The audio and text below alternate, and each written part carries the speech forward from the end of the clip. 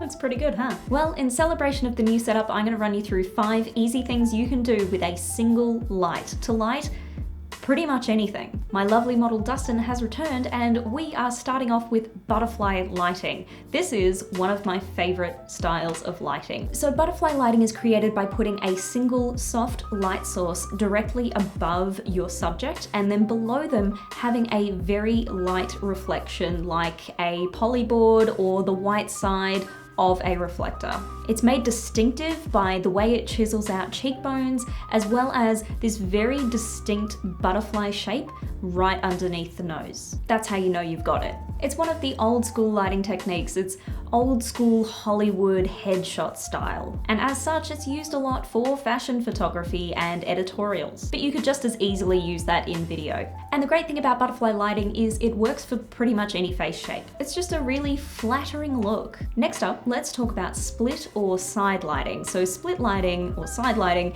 is where the light is directly to the left or the right of your subject, and then on the other side you have a negative fill just to cut any exterior light or any light bouncing around the room.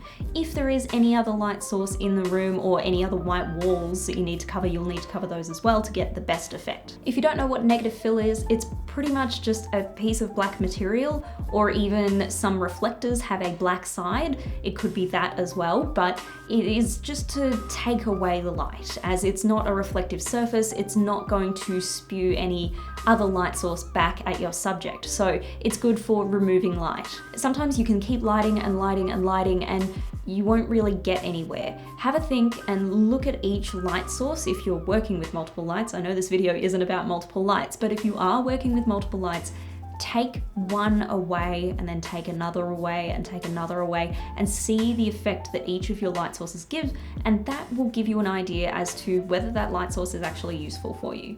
Basically what I'm getting at here is this is the first one that I've shown you with negative fill, so don't be afraid to lose light. Anyway, split lighting gives you a dramatic or a sinister sort of effect. You could even enhance that and pick up the eye that is on the dark side of the face using a silver side to a reflector. Number 3, Rembrandt lighting. Rembrandt lighting is kind of on a 45-degree angle-ish. It also depends on the angle of your subject's face. And Rembrandt lighting is characterized by the triangle underneath the eye. The idea of Rembrandt comes from the painter Rembrandt, who often had these highly contrasted images with this very distinct triangle underneath the dark side of the face. It's a very common lighting setup and a lot of people on YouTube have spoken about it already, so you probably already know about it, but it is an important one to mention here. Nearly there. Number 4, let's talk about backlighting. That is lighting everything else but your subject, leaving them in shadow.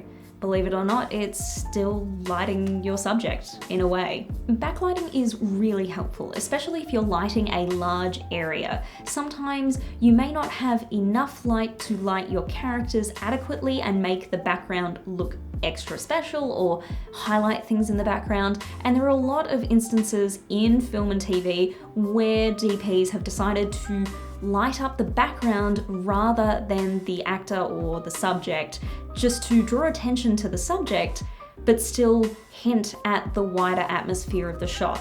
It is also a moment of suspending your disbelief, because these light sources could be coming from seemingly nowhere, but it still does outline the character or outline the subject, and people can still create a story from that. And the last one I want to talk about is rim lighting, and that is where the light is shone directly behind your subject and it still shrouds them in shadow, but kind of highlights the rim of their head or their body or wherever that light is meant to be facing. It can kind of create a mythical sense about your subject. Again, you could also use a small silver side to kind of catch the eye. And one final thing, with all of these lighting setups, you kind of want to make sure that the rest of your room is blacked out as much as possible, just to eliminate any light spill.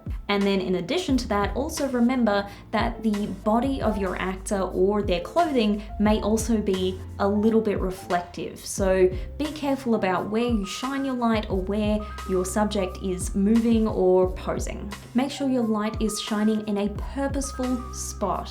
Make sure you're controlling it as much as you can. That will get you the best result. So that was my 5 easy things that you can do with a single light. I do hope you enjoyed that one, and I hope you like the new backdrop. Let me know what you think in the comments down below, because I'd love to hear your thoughts. I'm probably going to play around with it a little bit. I can change the gel on this light so it doesn't have to be pink. It can be anything really. The backdrop is currently a purple velvet. I can change that to a dark grey as well, and I'll probably be playing with that shelf too. But I hope you find it more interesting than my last setup, which was pretty much how I started this channel, and I wanted to kind of step it up a little bit and make things a little bit nicer, more professional. However, the next thing I need to do is make this room a little bit less echoey. I'm currently using blankets to try and stop the bounce, but it's not working that well. Clearly, I need some sound panels. Anyway, I hope you enjoyed that video, and if you did enjoy that video, please remember to give it a big fat thumbs up, and if you would like to see more of my face and learn a little bit more about filmmaking in the process, remember to subscribe, and I'll see you next Sunday.